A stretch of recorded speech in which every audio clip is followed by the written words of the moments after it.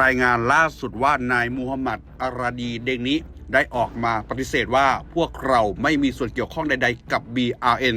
ไม่เกี่ยวข้องกับความรุนแรงและยืนยันว่าผมไม่ใช่ BRN ไม่ใช่ลูกหลานเจ้าเมืองเป็นลูกชาวบ้านทั่วไปพร้อมกับบอกว่าเราอยู่ด้วยกันครับถ้าฟังเฉพาะถ้อยคำเหล่านั้นดูเหมือนเป็นถ้อยคำชี้แจงที่เรียบร้อยและต้องการลดความหวาดระแวงของสังคมแต่เรื่องที่เกี่ยวกับความมั่นคงของแผ่นดินไม่อาจฟังเพียงคำพูดในวันที่ถูกตั้งคำถามเท่านั้นหากต้องดูพฤติกรรมบทบาทและแนวทางการเคลื่อนไหวที่ผ่านมาไปพร้อมกันด้วยประเด็นสำคัญคือการบอกว่าไม่ใช่ BRN อาจเป็นเพียงการปฏิเสธว่าไม่ได้เป็นสมาชิกขององค์กรติดอาวุธแต่ยังไม่ได้ตอบคำถามใหญ่กว่านั้นว่าเขาปฏิเสธแนวคิดแบ่งแยกดินแดนอย่างชัดเจนหรือไม่เขายืนยันหรือไม่ว่าปัตตานีเป็นส่วนหนึ่งของราชอาณาจักรไทยและเขาไม่เห็นด้วยกับการใช้ศาสนาอัตลักษณ์หรือเยาวชนเป็นเชื้อไฟทางการเมืองใช่หรือไม่เพราะที่ผ่านมาชื่อของเขามักปรากฏอยู่ในบริบทของการพูดเรื่องปัตตานีสิทธิกำหนดอนาคตของตนเองการเคลื่อนไหวทางการเมืองในพื้นที่ชายแดนใต้ซึ่งล้วนเป็นเรื่องละเอียดอ่อนต่อบูรณภาพแห่งดินแดนไทยแน่นอนครับว่าการทำงานเรื่องสิทธิเสรีภาพหรือสันติภาพไม่ใช่ความคิดและทุกข้อกล่าวหาต้องพิสูจน์ตามกระบวนการยุติธรรมในทางสาธารณะประชาชนมีสิทธิ์ตั้งคำถามว่าถ้าคนหนึ่งบอกว่าไม่เกี่ยวข้องกับความรุนแรงแต่กลับเคยอยู่ในบริบทที่ถูกตั้งคำถามเรื่องวัฒกรรมการปลูกเร้าเยาวชนเรื่องการต่อสู้เรื่องของการกอบกู้และเรื่องแนวคิดที่อาจพาไปสู่การแยกตัวออกจากรัฐไทยประชาชนควรเชื่อคำปฏิเสธนั้นได้มากน้อยเพียงใดเพราะสันติภาพที่แท้จริงต้องไม่คลุมเครือ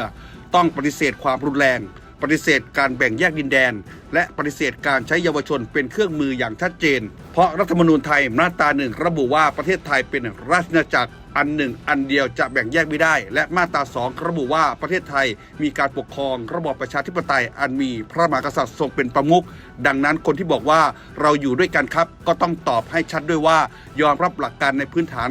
2ข้อนี้มากน้อยเพียงใด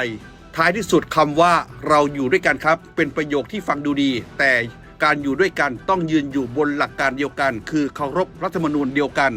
เคารพบูรณภาพของดินแดนไทยและไม่เปิดพื้นที่ให้แนวคิดแบ่งแยกดินแดนเติบโตไม่ว่าจะเป็นในรูปของปืนระเบิดเวทีการปราศัยหรือถ้อยคำสวยหรูใดๆก็ตามดังนั้นคำถามที่ประชาชนต้องคิดให้ดีคือจะเชื่อสิ่งที่เขาพยายามกล่าวอ้างว่าไม่เกี่ยวข้องเพียงเพราะเขาพูดเช่นนั้นหรือจะเชื่อจากพฤติกรรมบทบาทและสิ่งที่เขาเคยทำมาตลอดกันแน่ล่าสุดครับทางด้านเพจ Facebook 3 จังหวัดชายแดนใต้ก็ได้มีการเผยแพร่คลิปวิดีโอพร้อมกับข้อความครับโดยระบุว่าเด็กกำพร้า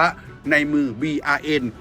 รู้หรือไม่ในเด็กนี้1 ใน 9ผู้ต้องหาคดียุยงปลุกปั่นแบ่งแยกดินแดนและเจ้าของวัฒกรรมปัตตานีจะไม่ยอมอยู่ภายใต้การปกครองของไทยเปิดมูลนิธิบางหน้าเลี้ยงเด็กกำพร้าที่ส่วนใหญ่จะเป็นครอบครัวของกลุ่มขบวนการผู้ก่อการร้ายที่ถูกวิสามันไว้กว่า 2,000 คนโดยใช้งบที่ไม่สามารถตรวจสอบได้อีกทั้งเด็กเยาวชนหลายคนเคยมีส่วนร่วมในการก่อเหตุในพื้นที่โดยจากการติดตามข่าวพบว่า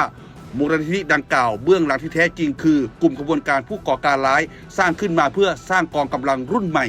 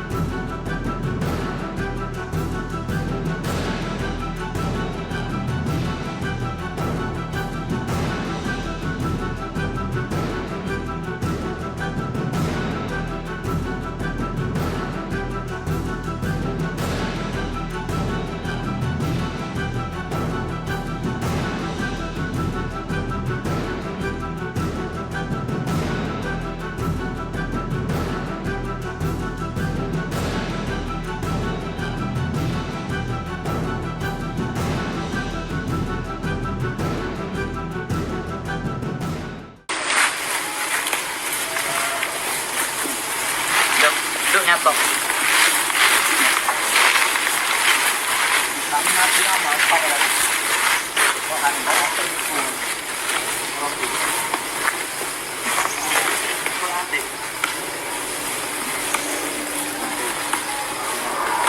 Ayo ni ate ngucak lah.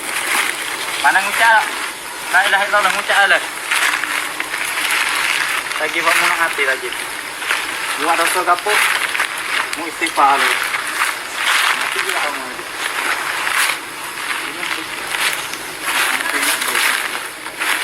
Ha, itu soal itu. Jaga ikan.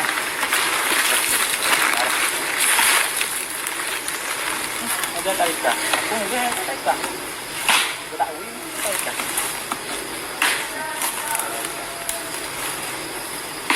Kita palon. Evening. Sehat lah. Jaga ikan. Jaga ikan nih. Aja nih. Aja. Tak mungkin aja nama ini. Nah, tak mungkin ada apa ini. Hanya lah aku jawab. Jawab lah. Tak mungkin aja apa ini.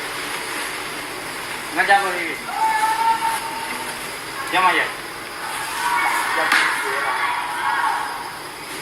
Jabun aku ya. Jabun aku ya. Sang mati lama. Banyak apa nak?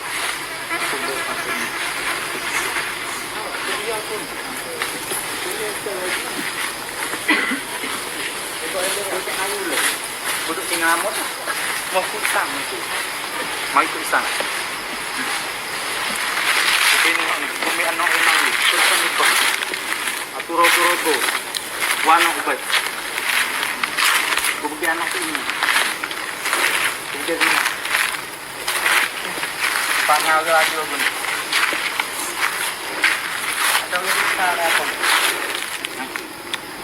Ada kakak dia besar. Ada yang nikah laju ni nak? Ada. Tanya hong. Ayah ada tak rumah? Dua apa? Ni kamu.